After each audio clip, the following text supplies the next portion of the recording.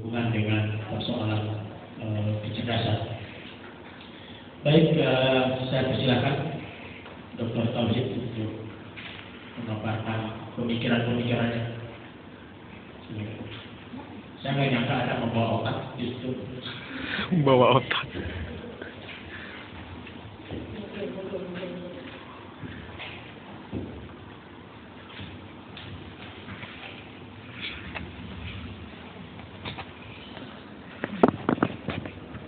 Kok main nih? Main apa? Ini kuatnya berapa lama ini? Memorinya habis.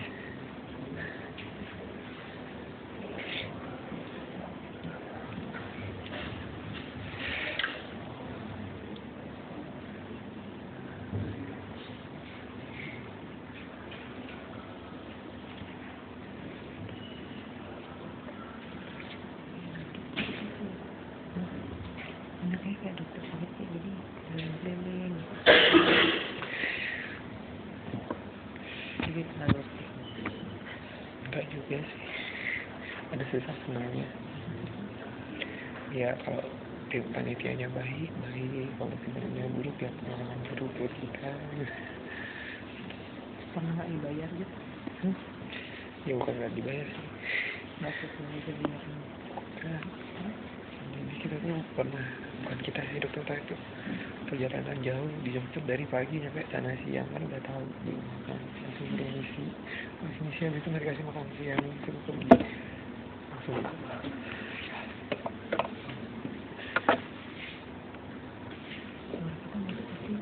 nggak apa-apa, diedit aja. Nanti aja. Yes.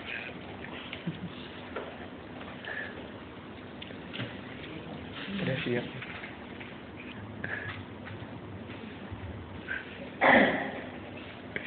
Coba istri apa nih? Enggak, nanya Mas Dodi bisa gitu. Istri orang mana? Di rumahnya kan jadi guru ngajar sekarang kan. Gua SD ya. rumahnya di Indramayu itu. Oh, terus panggilan nggak balik Indramayu? Berapa sih? Sebentar. Ya 3, 4. Gila. Ya, maaf, kita masih menunggu.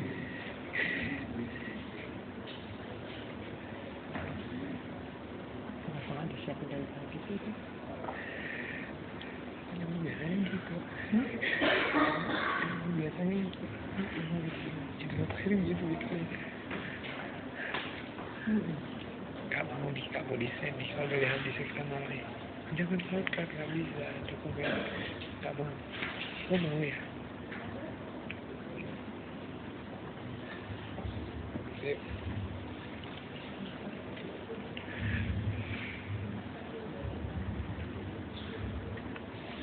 Baik. Bismillahirrahmanirrahim. Assalamualaikum warahmatullahi wabarakatuh. Waalaikumsalam warahmatullahi wabarakatuh. Selamat pagi, salam sejahtera bagi kita semua. Saya di sini akan mengangkat sebuah judul yang intinya adalah kajian neuroscience tentang bagaimana pengaruh fisik pada neuronal plasticity. Nanti tentu kita semua bertanya-tanya apa itu neuronal plasticity dan apa itu kajian neuroscience tentang neuronal plasticity. Tapi saya ingin mengecek dulu, menggarisbawahi dari apa yang disampaikan oleh ketiga guru saya yang ada di sini, ada Prof. Tuhan, ada Ibu Dia, dan ada Kang Vicky. Itu ada 3 hal dari Prof. Tuhan. Jadi ada satu kalimat yang indah sekali yang ingin saya garisbawahi. Itu bahwa dengan belajar musik di sekolah musik itu di ada muncul satu rasa kepedulian sosial yang tinggi dan simpati, kelembutan hati yang tentu tadi sudah disampaikan oleh Prof. Tuhan, perlu indikator-indikatornya yang secara objektif bisa dirumuskan. Tetapi dari pengalaman pribadi beliau ada satu hal yang sangat nyata, yaitu adanya perubahan sikap dan perubahan kepekaan. Nah, kemudian dari Kang Yuki, saya ingat sekali ketepilunya tadi di akhir sana, dan itu adalah satu memori dari masa yang lampau. know-how yang memang dibentuk secara subconscious, jadi di bawah sadar, dan akan selalu terbawa di dalam sepanjang kehidupan kita. Bahkan sampai kita mengakhiri hayat kita itu tidak akan pernah terhapus. Karena dalam ilmu neuroscience, apapun yang sudah kita terima, terutama di masa-masa awal di mana sedang terjadi konstruksi dari kesadaran dan memori, itu akan bertahan, tidak akan pernah bisa dihapuskan. Maka ketika seseorang dibangkitkan kembali kesadaran-kesadaran yang setting dan frame yang menyerupai kondisi itu di mana distimulasi di awal, itu akan bisa keluar meskipun dengan satu nada di awal saja mungkin itu satu bar gitu, tapi itu akan semuanya satu keseluruhan pakai kompartemen. Lalu dari jadi menarik sekali mengenai bagian-bagian dasar dan peran musik, termasuk tadi dari merahnya terakhir, berikan musik itu penting karena kalau saya boleh simpulkan merupakan bagian dari pendirian karakter membentuk manusia yang seutuhnya. Nah, saya ingin nanti mungkin saya ingin minta waktu karena tadi 25 menit sudah terpotong juga dengan faktor teknis. Mungkin nanti 5 menit terakhir saya ingin memberikan sebuah demo menggunakan sebuah device untuk mungkin belum sangat presisi, mungkin jauh dari kata sempurna, menunjukkan apa pengaruh musik pada otak seseorang. Dan pengaruh itu bisa kita lihat apakah pengaruh yang dekonstruktif ataukah pengaruh yang konstruktif, ataukah sebetulnya hanya pengaruh yang tadi diberikan dari saat gambarkan oleh Ibu sebagai gambaran emosi sesaat, mungkin hanya dia menikmati sebagai pendengar, lalu setelah itu ada perubahan mood, tapi perubahan mood itu sangat temporer sekali dan kemudian akan hilang begitu saja, atau akan menjadi suatu bekas yang memang sangat panjang. Nah, saya ingin kembali dulu kepada judul, yaitu mengenai generasi cerdas musikal. Jadi kalau dilihat dari kata cerdas musikal ini, sebetulnya saya ingin melihat dari perspektif yang juga berbeda. Kalau cerdas secara musikal itu artinya manusia tadi memang sudah dikaruniai kecerdasan untuk mampu memahami, mengolah, dan juga kemudian bahkan punya profesional atau skill memproduksi musik. Tetapi yang perlu saya ingatkan di sini, bahwa bagi seorang manusia secara neurologi, semua bunyi itu adalah musik. Jadi ada yang sudah melalui musical process system menggunakan keteraturan baik dari segi pitch atau tonalitas ataupun juga ritme, atau ada bunyi-bunyi yang kita dengar setiap hari yang sebetulnya juga memiliki satu fraktal auditorik, yaitu meskipun kayaknya bunyi asal-asalan, sebenarnya itu adalah bagian dari simfoni kesemestaan. Jadi setiap bunyi, entah itu sendok jatuh, entah itu dari tekan, entah itu kata yang bodoh itu anjing malam kucing menginum kalau kata suara kata di sawah itu adalah satu produk musik yang memang kalau kita kadang-kadang sampai oleh pertuan belum tentu dari musik barat orkestrasi dengan berbagai instrumen yang saling mengisi dengan aturan-aturan yang tertanya. Tapi kalau kita lihat R&B misalnya sangat sederhana, sangat mistis gitu. Suara kata juga sangat mistis apabila dia menyambut hujan, karena ternyata memang ada hubungannya dengan hormon yang mengatur kelengkapan di melanofor ini. Jadi rupanya panggilan hujan oleh kata itu betul-betul mendatangkan hujan. Tapi itu topik lain. Nah, lalu kemudian yang kedua, tadi musik yang mencerdaskan, tapi bisa juga kecerdasan kita tumbuh untuk bisa memahami dan mengekspresikan musik. Jadi musik itu sendiri mencerdaskan, tetapi kita punya nanti satu kemampuan kognisi untuk menghasilkan musik sebagai bagian dari kecerdasan yang disebut multiple intelligence. Nah, kalau saya ingin kembali, bahwa manusia itu makhluk dan mental, tepatnya di mana? Itu ada di otak. Otak itu kita semua sama. Jadi antara Einstein, Thomas Alva Edison, Mozart, Bach, kemudian juga Mangkoko, kemudian juga Romo Warsito dengan partitur pentatoniknya sama dengan para sastrawan besar, dengan para pembuat skenario teater sekelas Shakespeare, nggak ada bedanya. Kita lahir dengan 100 miliar sel neuron.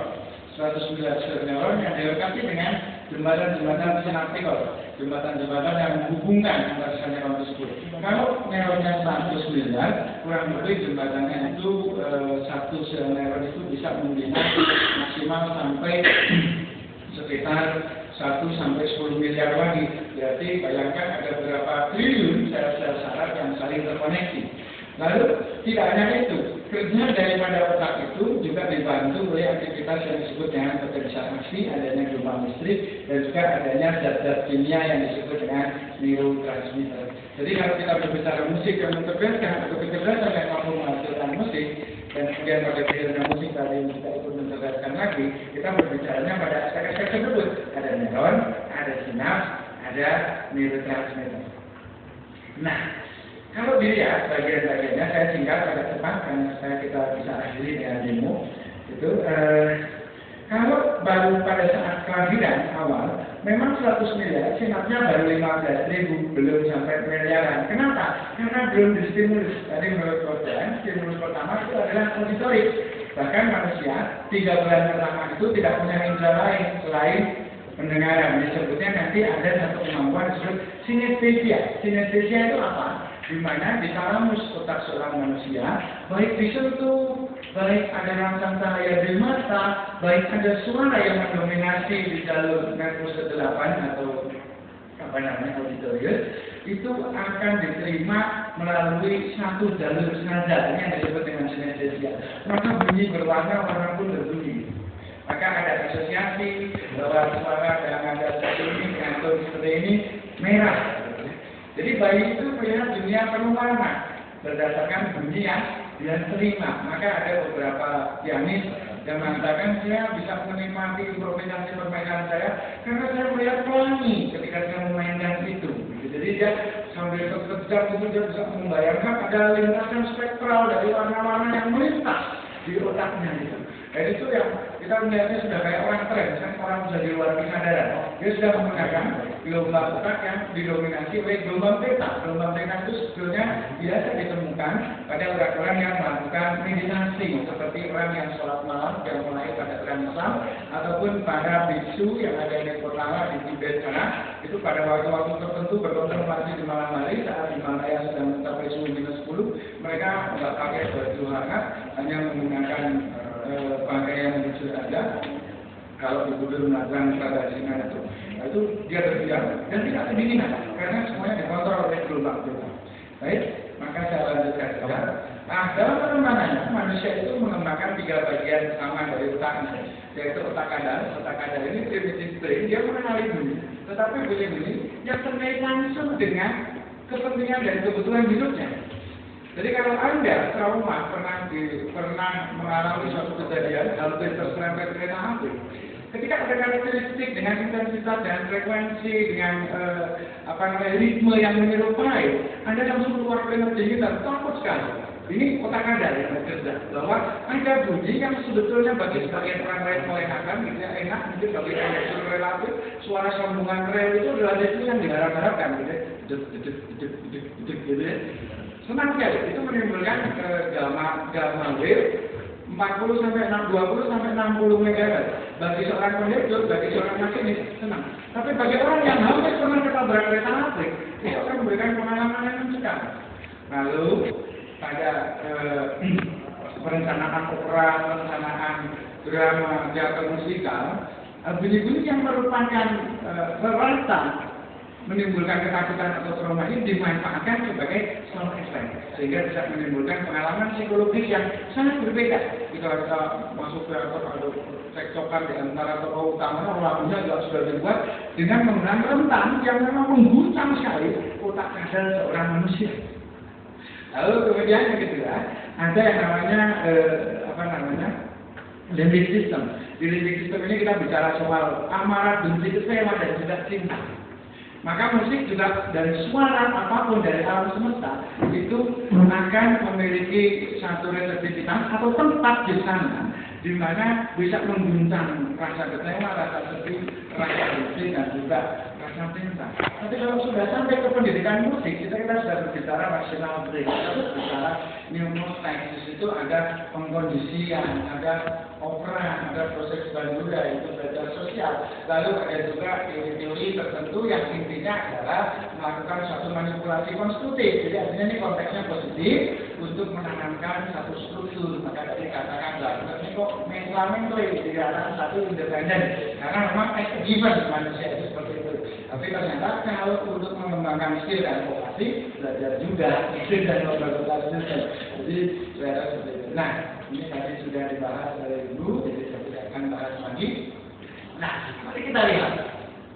Area fungsional di otak itu mengenali yang namanya quick tone dan deep tone itu semenjak bukan saja ketika kita sudah ada di dunia, melainkan ketika di alam rahim itu yang namanya korteks auditory, yang tadi disebut primer auditory, itu sudah ada sejak mulai usia kehamilan trimester pertama akhir, artinya kurang lebih sekitar 3 bulan. Maka ibu yang bersenandung, ibu yang bergumam, ibu yang pasif, ibu yang memuji Tuhan dengan memutar bulir rosario, muslim bertasbih, ibu yang senantiasa mengucapkan doa dengan lirik, melewatkan malam-malam yang sepi dengan melakukan surahan hati yang didahar atau diucapkan dengan kata-kata pelan, itu sudah memberikan suatu besaran tersendiri yang bisa dialirkan karena yang namanya gelombang mekanik itu mengalir melalui berbagai media. Jadi musik sudah dimulai atau bunyi yang menjadi bagian dari musik processing sudah dimulai semenjak kurang lebih trimester ketiga sudah bisa merasakan. Dan yang kedua, kalau ibu sebagai audiens dari fungsi auditory, maka musik yang menenangkan ibu, suara yang mendamaikan, ada suara bariton yang bersuara dengan lembut dan pelan, meskipun tidak berirama, monoton, tetapi menenangkan dan menenangkan, itu mengeluarkan yang namanya morfin di dalam otak seorang ibu dan juga kita.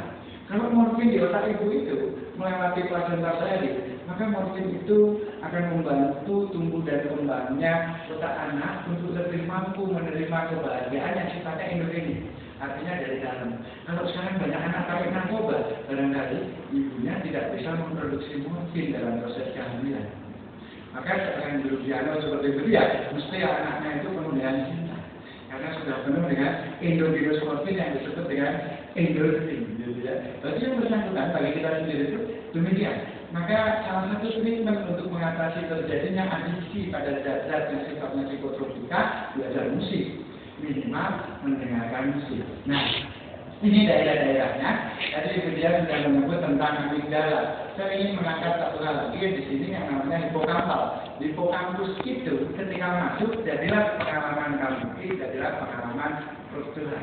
Karena kalau sudah masuk area entorhinal cortex, kemudian diproses di hipokampus, gitu ya, melalui satu daerah yang namanya gyrus dentata, pengalaman musik dan bunyi-bunyi yang indah itu never forget. Dan non-irreversible, enggak bisa di-delay. Jadi dia akan ada di sana. Maka ketika orang terbiasa mendengar berbagai ini, muncullah yang namanya etnomusikologi nantinya, karena orang dari berbagai ras, dari berbagai belahan bumi, berdasarkan pendekatan geospasial dan geografis, itu punya keterikatan dengan ritme tertentu. Kalau lagi gembira, saya pengen senangnya seperti ini. Kalau saya lagi low mood, saya sedang bad mood, sedang bete, saya suka bahkan stimulus seperti ini. Maka orang Brazil dengan irama sambalnya itu mainnya di gelombang gamma, itu kalau dia main, semua orang melakukan gerakan pasti nggak sekali. Kalau ada dengan Romeo dan Turka, itu pun kita pernah hentakan gitu ya, di mana orang Austria itu takut sebetulnya sama orang Turki, dan itu menjadi satu peringatan yang diturunkan bahwa kamu dengar irama seperti ini orang Turki mau nyerang. Sama dengan Kroasan, ini budaya kuliner juga semuanya dan musik. Kroasan itu berbentuk bulan sabit. Itu karena apa? Karena waktu itu orang Eropa khususnya Austria dan Jerman itu musuh terbesarnya itu simbolnya itu bulan bintang. Maka dia makan karena bulan itu kalah sama orang Turki gitu ya.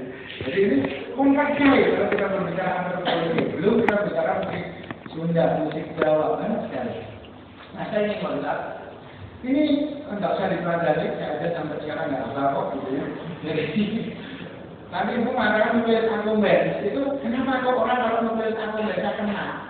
Jadi kalau kita pakai ngomong itu pernah nggak lebay gitu ya. bukan lebaynya anak gaul ya. Kalau anak gaul yang gaul lebay gitu ya. Nah ini apa namanya? Ketika seorang ibu menabobokkan anak, gitu kan? Ya macam-macam kan? Ada yang itu sangat membantu karena dia masuknya lewat nukleus akkumbens di mana dopamin itu kemudian keluar sebagai faktor kegembiraan dan kebahagiaan, kemudian itu akan merangsang tadi yang saya sebutkan dengan hipokampus dan central striatum diproyeksikan ke daerah prefrontal cortex. Decision making, jadi musik yang bagus, suara yang bagus, pendidikan awal dengan bunyian yang bagus, itu akan membuat orang memiliki keterampilan membuat decision making yang juga baik. Karena prefrontal cortex itu adalah di luhur. Bagaimana kita bisa kelembutan hati, kita bisa berempati, dan kemudian kita bisa bersikap di dalam hidup, di dalam menentukan tujuan hidup. Jadi sebetulnya ini nanti kita akan lihat di penghujung proyeksi dari prefrontal cortex dengan satu probe itu bagaimana dia bisa mempengaruhi dan mencerminkan atau merefleksikan dari berbagai kinerja otak yang lain. Nah, ini saya kira terlalu teknis, kita agak tetap sedikit.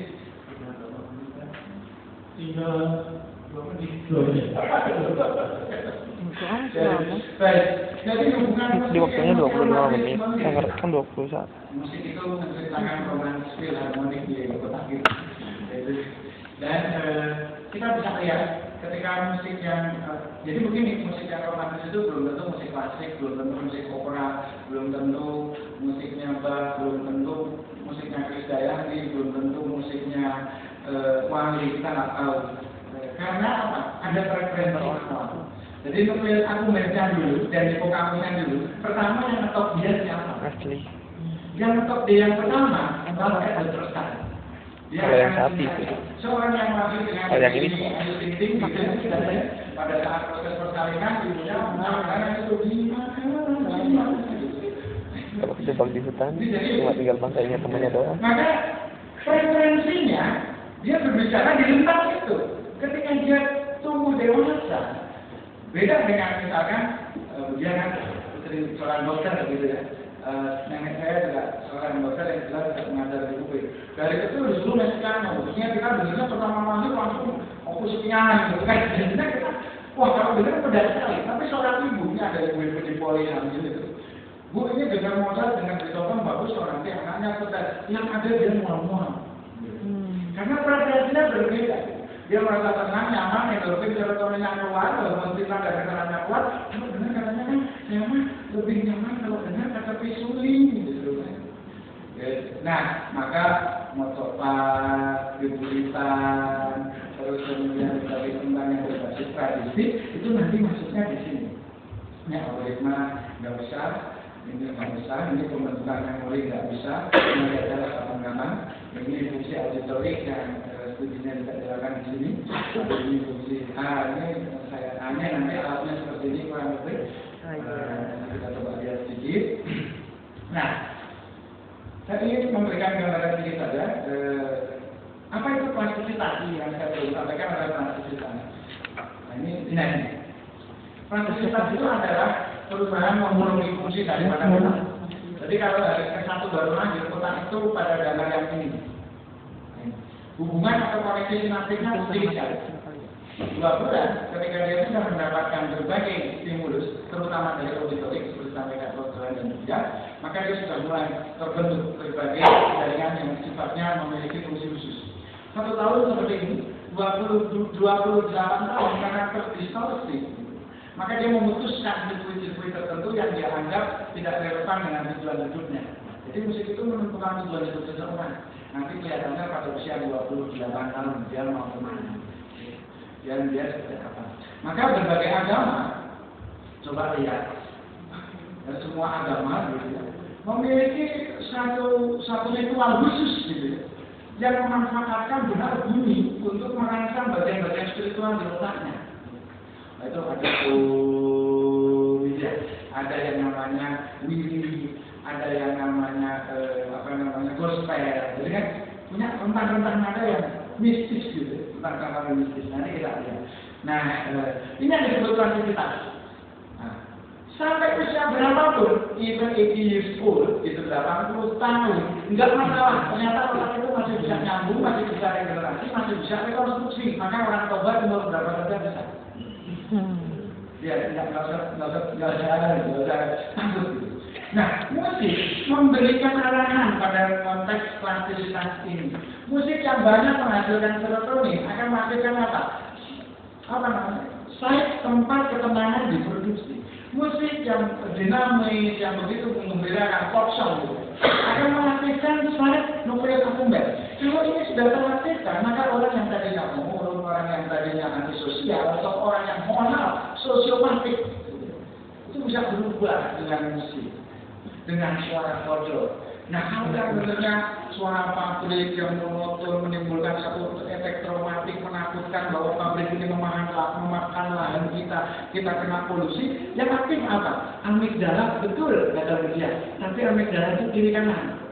Kalau kiri, attention to detail, sehingga kita bisa mensyukuri, menikmati, dan detail sekali. Kalau kanan itu, mengingatnya biasanya adalah hal-hal yang sifatnya traumatik, yang destruktif, yang takut, trauma.